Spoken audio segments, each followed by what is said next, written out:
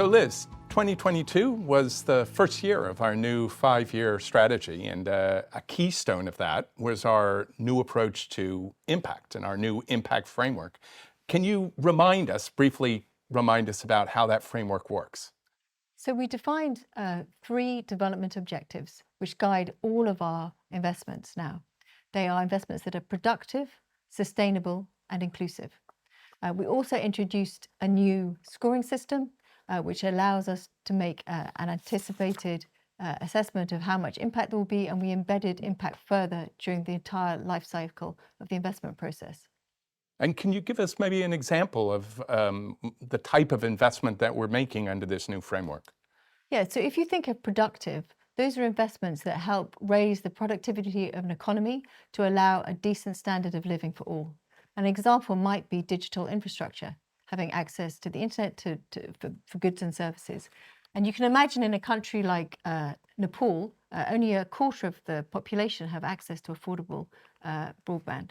So there's a company called WorldLink, and in 2022 we invested in them again, and they have an aim to get to reach 1.3 million customers, and most of those will be outside the capital, Kathmandu, and you can imagine how difficult that is. And in doing so, they will raise the number of jobs that people they employ from 5,000 by an additional 1,000. So that's the kind of productive investment that we're making. Yeah, that's really extraordinary. Amal-Lee, so you lead the team that focuses on the sustainable and inclusive, if I've got that right. And I was wondering if you could give us an example of how we change our approach on sustainability and the type of investments that we're doing under that part of this impact framework. Yeah, thanks. So the S really refers to primarily our climate finance and how we have been increasing more in climate finance investments. And actually last year was a really strong year for climate finance. We came out around 46% of our commitments last year. But I think also very importantly, it's not just about commitments. I think last year we also saw some really interesting projects starting to come online, particularly in Pakistan, where we saw over 400 megawatts of renewables come online. So really providing hundreds of thousands of people, particularly residential consumers, with renewable powered electricity. So, that's also obviously really important to recognize. In terms of how the S score has helped to drive, I think it's very clear that it's had a very positive impact in helping build understanding around what climate finance investments really are, and maybe what they're not as well. And that is a big part of how we've been working with teams and potential investees. But we've also, last year, we agreed our new net zero transition strategy, which I think is really important because that also is about not going beyond just climate finance investments, but looking at how all of what we do is aligned with the Paris Agreement, the goals of the Paris Agreement, which is net zero, but also climate resilience. And I think the other key area of progress that is really, really important for our markets is the focus on adaptation and resilience, and how we can both invest in companies that can bring adaptation solutions, services, new technologies to other sectors, to communities, but also importantly how we ensure all our investments are resilient to the changing climate, how we integrate climate scenarios. I mean, often when we think about climate finance, we naturally think about renewable energy, but this focus on adaptation and resilience is a particular focus that you and your team have been promoting. And I wonder if you could give some more color or examples of what we mean by an investment that focuses on climate adaptation. Yeah, so I think, as you say, it's not so well known, particularly in terms of what kind of private investments support adaptation or can deliver adaptation services.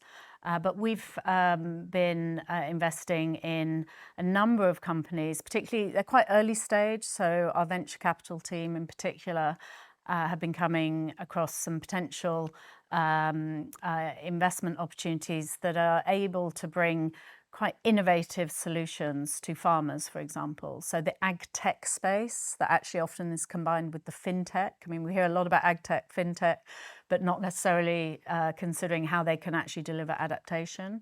And so a number of companies in India, in Africa, particularly in Kenya, also in Nigeria, where we're starting to invest in those. So a really important part of what we're doing, and we know there's a long way to go still. And we need to build out the capabilities, including, I think, what was really, for me, one of the best events or initiatives of last year, where we brought together all our fund managers, but also some of their investees, to provide them with training around what an adaptation resiliency type of company could be, so that they themselves are starting to identify those opportunities. Really important, and the beginning of a journey, if you like, but hopefully something that will really deliver great impact for more resilient economies and communities. So thank you. So I think that leaves us with inclusion, Maria. And as I understand inclusion, it's really kind of focusing more on low-income communities and fragile and conflict states. But could you flesh this out? I mean, how does inclusion factor into our choice of investments now? Yeah, I mean, through our impact score, we've really been able to refine how we consider inclusion within our investments. And there's a number of components, and one is actually around gender and diversity. But then to your point, a big element of it is around low income. So when we look at low income, we consider it from a country perspective. So we have classifications that look at more macro elements like GDP and poverty gaps at a country level. But then we also consider within different countries, where there's pockets of poverty that need to be addressed.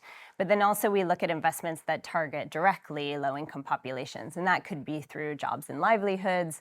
It could be through goods and services that directly benefit those communities. So an example from a country perspective, an investment that we made in 2022 is the Dal Group, which was our first investment in Sudan, which is a large food and ag business in the country.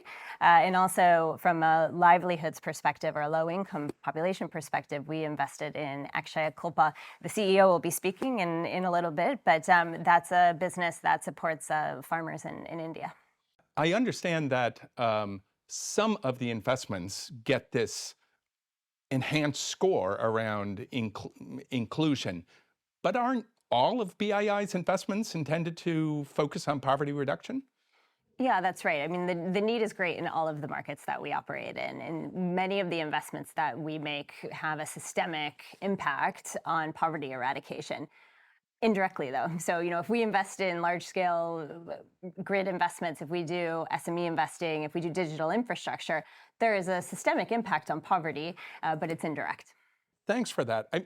But I know that there's more to impact than this new impact framework and this new scoring. So, for example, Liz, I know that there's a whole aspect to making an investment around business integrity and ESG. Can you give us some kind of sense of how that factors into the development impact of an investment? You're absolutely right. How we, as a responsible investor, make our investments is absolutely critical. And how we build partnerships and how we build the ecosystem is also critical. So we launched a new policy on responsible investing, which covers all aspects of environmental and social governance and business integrity, benchmarked to solid international standards this year, and have implemented that. And for example, we have continued with the trainings to our GPs, our fund managers, to raise standards. And we've also entered into a very interesting partnership with Transparency International to think about business integrity as an impact investor and the benefits of having good standards to tackle corruption, but also to further our impact objectives. So those are some of the aspects that we think about when we're making all of our investments. Right. And Amal-Lee, Maria talked about inclusion, but I know that inclusion is more than just poverty. I know that there are other aspects to inclusion, and one of them, which has been a traditional strength here at BII, is around gender.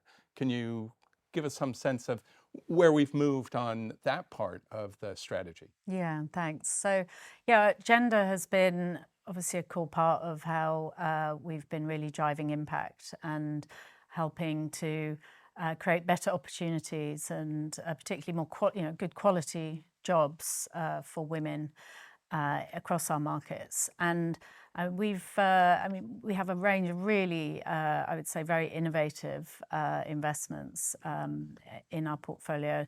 We're working with, for example, the Cash Foundation in Pakistan that provides microcredit to women to help them build out their businesses. Importantly, bringing technical assistance as well to help those women set up their businesses.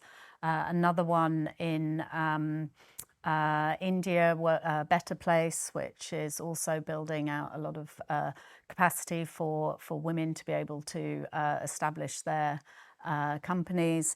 And then I think another, which I think, again, going back to the previous point, with our technical assistance program, BI Plus, working with Advans to help build their understanding of climate risks across their microcredit networks. So really important that these small finance corporations are able to understand how climate risk may be impacting their lending, but also, obviously importantly, their clients, and what they can do to actually start to address some of those potential climate risks.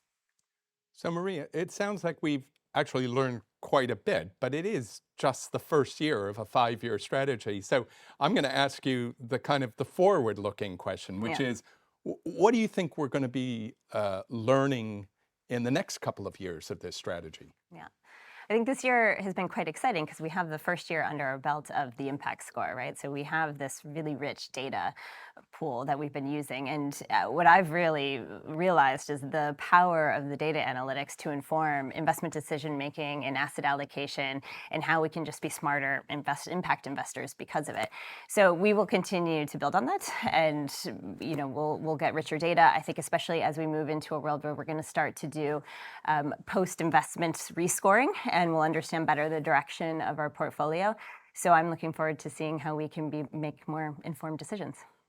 So thank you very much. And it sounds like we've made some pretty considerable first step in this 5-year strategy.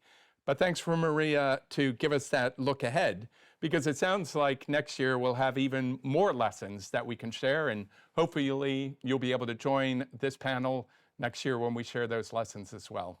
Thank you.